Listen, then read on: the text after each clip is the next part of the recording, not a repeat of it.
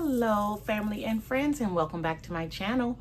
Today is Tuesday, February 25th for you. I'm taping this show. It is still Monday, as you can see.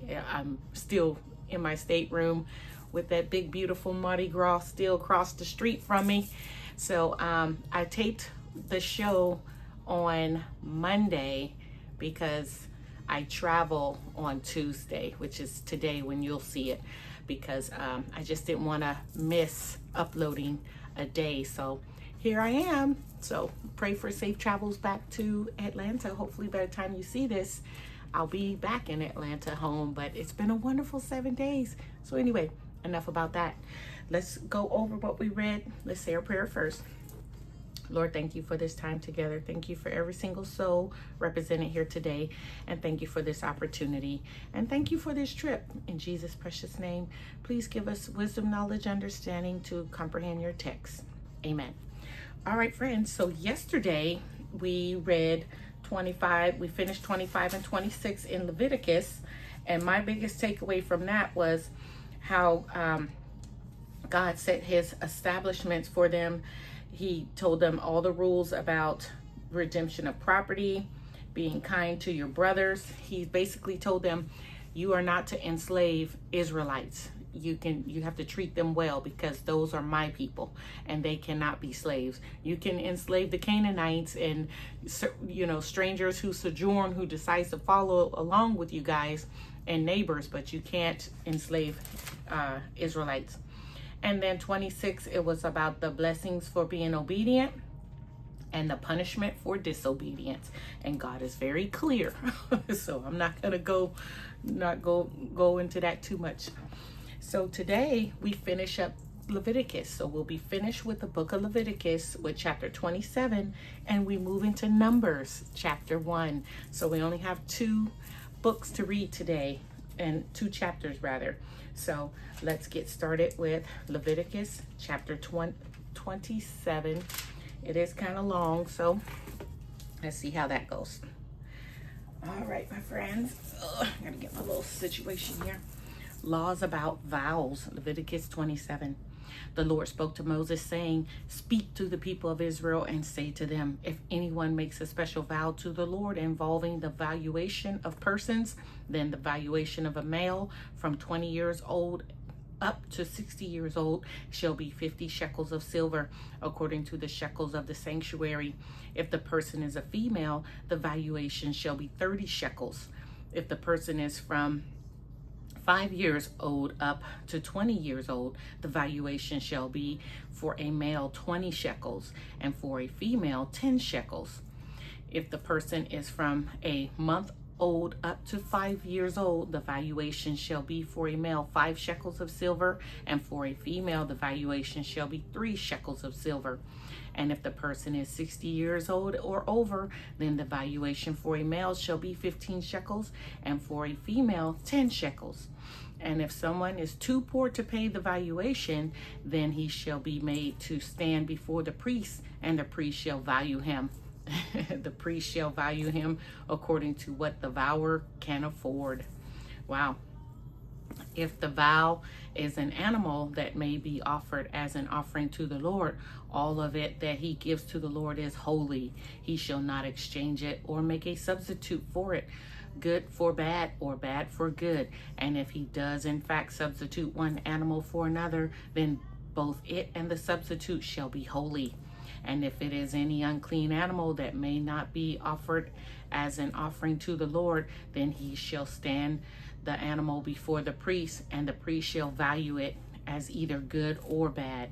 As the priest values it, so it shall be. But if he wishes to redeem it, he shall add a fifth to the valuation. 14. When a man dedicates his house as a holy gift to the Lord, the priest shall value it as either good or bad. As the priest values it, so it shall stand. And if the donor wishes to redeem his house, he shall add a fifth to the valuation price, and it shall be his. 16. If a man dedicates to the Lord part of the land that is his possession, then the valuation shall be in proportion to its seed A homer of barley seed shall be valued at 50 shekels of silver. If he dedicates his field from the year of Jubilee, the valuation shall stand. But if he dedicates his field after the Jubilee, then the priest shall calculate the price according to the years that remain until the year of Jubilee, and a deduction shall be made from the valuation. And if he who dedicates the field wishes to redeem it, then he shall add a fifth to his valuation price, and it shall remain his. But if he does not wish to redeem the field, or if he has sold the field to another man, it shall not be redeemed anymore. Verse 21. But the field, when it is released in the Jubilee, shall be a holy gift to the Lord, like a field that has been devoted. The priest shall be in possession of it. If he dedicates to the Lord a field that he has bought, which is not a part of his possession, then the priest shall calculate the amount of the valuation for it up to the year of Jubilee, and the man shall give the valuation on that day as a holy gift to the Lord. In the year of Jubilee, the field shall return to him from whom it was bought, to whom the land belongs as a possession. Every valuation shall be according to the shekel of the sanctuary.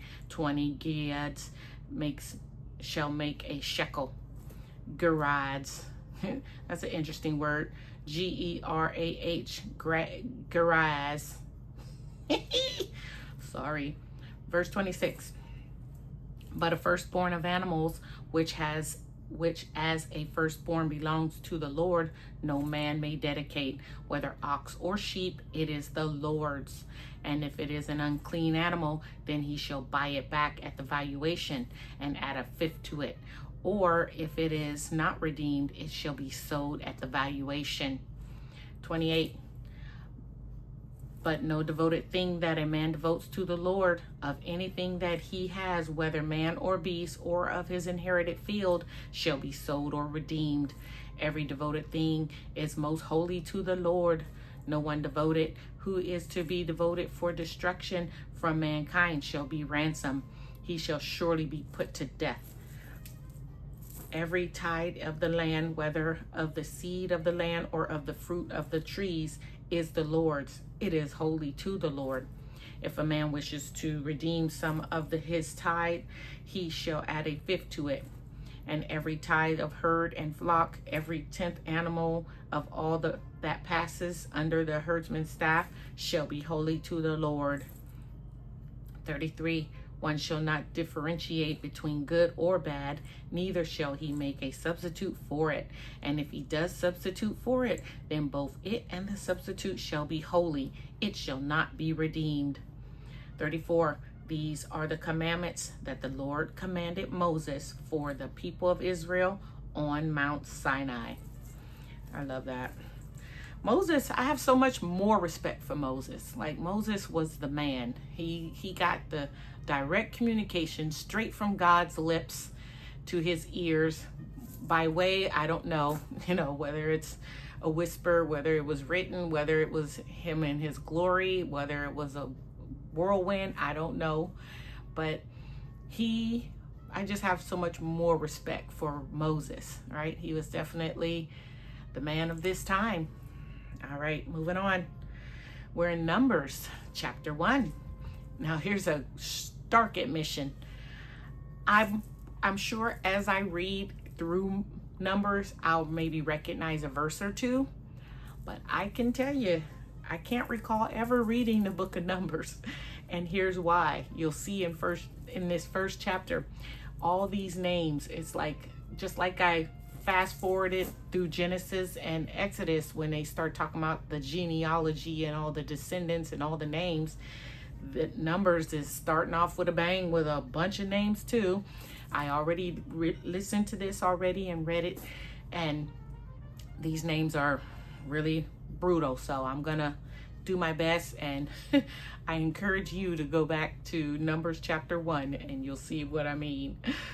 All right. A census of Israel's warriors. So this is about Israel's warriors. Okay.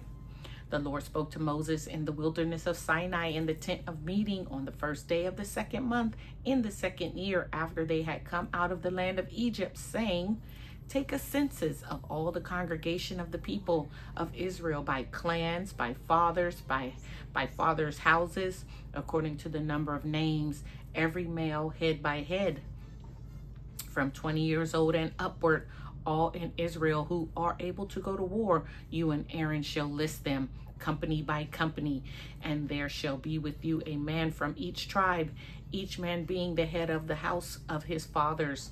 And these are the names of the men who shall assist you. From Reuben, Elazar, the son of Shedor. From Simeon, Shelumiel,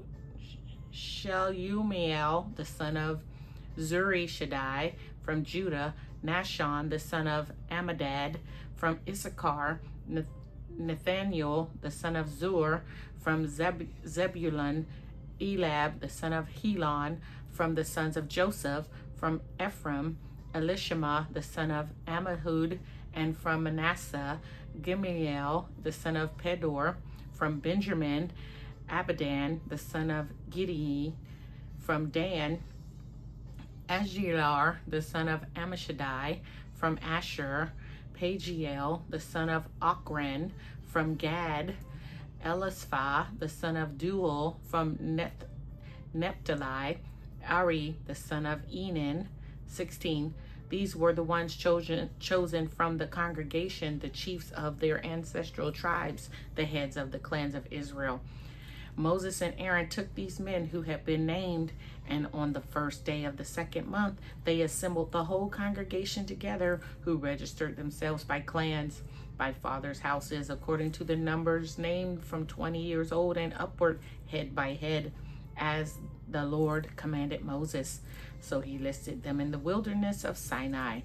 Okay, so God said, they're organizing by clans, and he's putting them in charge of each tribe, each man, each tribe. Very cool. Verse 20, the people of Reuben, Israel's firstborn, their generations by their clans, by their fathers' houses, according to the numbers of names, head by head, every male from 20 years old and upward, all who were able to go to war. Those listed of the tribe of Reuben were 46,500. Wow, that is a lot of men. Verse 22, of the people of Simeon, their generations by their clans, by their fathers' houses, those of them who were listed according to the number of names, head by head, every male from 20 years old and upward, all who were able to go to war.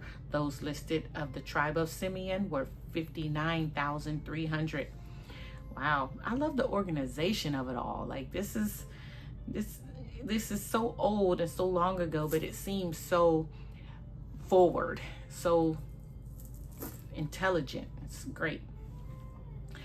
Verse 24, of the people of Gad, their generations by their clans, by their fathers' houses, according to the number of names, from 20 years old and upward, all who were able to go to war. Those listed of the tribe of Gad were 45,650.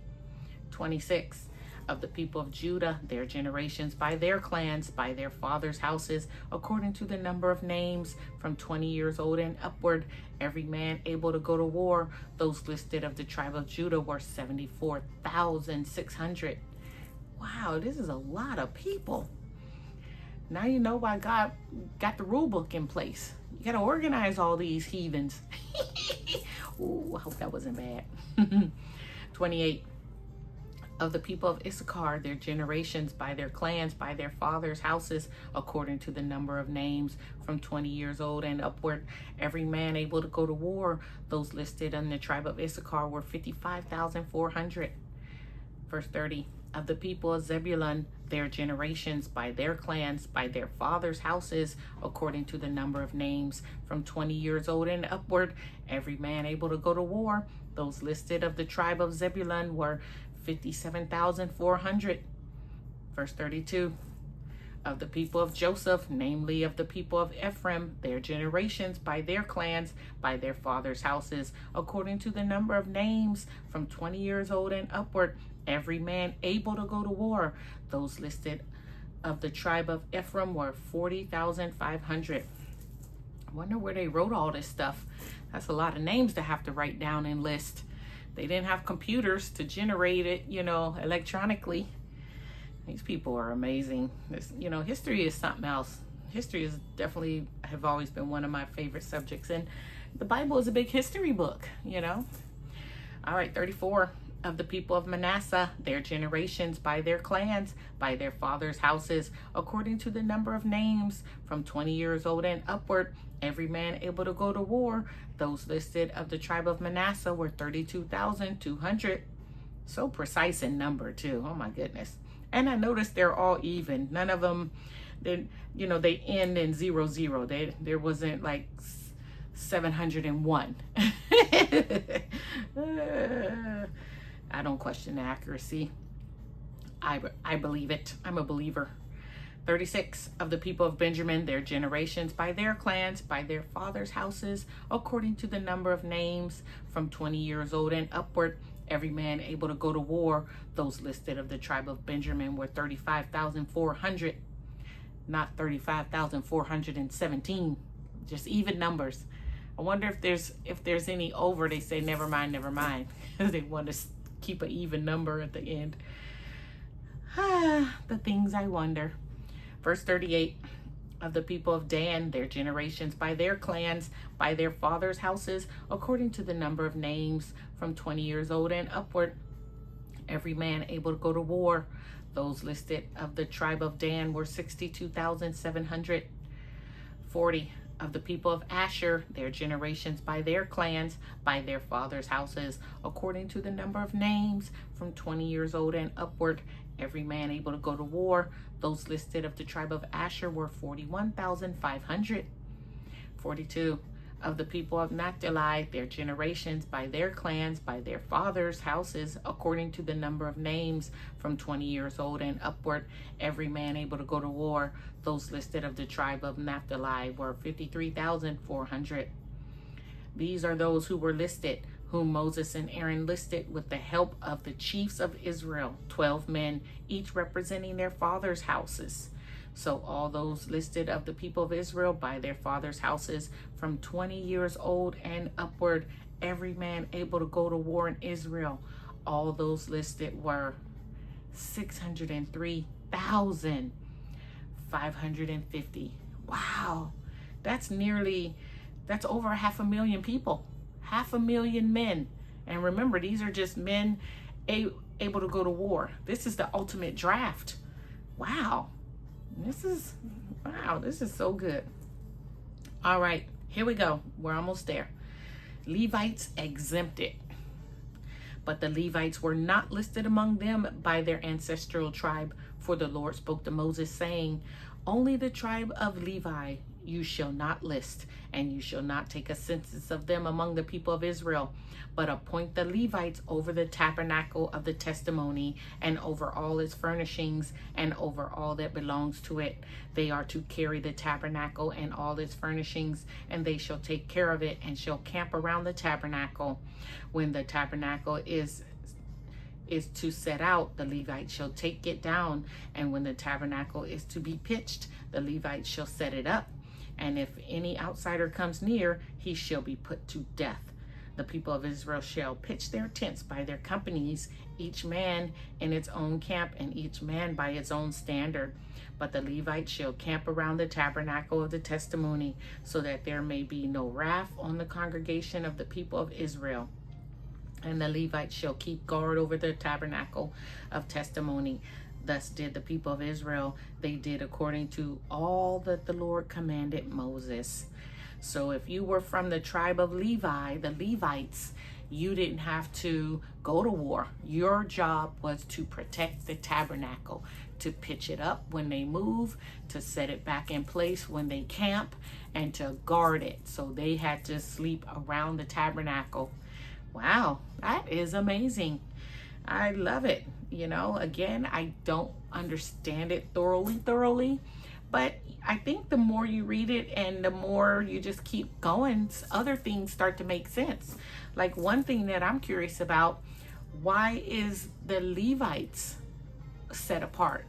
And I go back to, I believe it was Joseph's brother. Wasn't one of Joseph's brothers named Levi? I don't remember exactly Levi, but now it makes me want to go back and kind of learn about Levi all over again. And is there some distinction God is making because of Levi back in the day. That was Levi favored for something that he did or did not do? I don't know. So that's one thing I will say, the beauty of it all, because like, yeah, I never read Numbers, but here I am now. I'm interested in learning more, just why the Levites are in a privileged position to not have to be named amongst the warriors and go to war. I don't know. And isn't that pretty awesome? God got his army is over 500,000 men. That's just the age-bearing men who can go to war. Wow. Okay, my friends. Well, we did it. That's our reading for Tuesday, February 25th. All right. Well, again, for me, it's Monday. I'm still in Nassau, Bahamas, and it's just after 11:30. The Mardi Gras is setting sail soon. We'll be here until, I believe, 6 p.m. But yeah, so it's been a great week. Thanks for coming with me and hanging out, and I hope you've enjoyed the view. I know we've had sea view for the last couple days, but you know, there's a beauty in being amongst fellow cruisers. So I'll take you out. We can wave goodbye to the Mardi Gras because they're leaving soon. Doody doody doody doo, bye Mardi Gras. And as I already told you yesterday, I had the privilege of sailing on the Mardi Gras, and some of my family, if you're on here, this was the ship we were on in July. They're not moving yet. Actually, it looks like it is somewhat moving. Not quite yet. But I've been hearing their horn, so I think that means they're going to be leaving soon. Godspeed.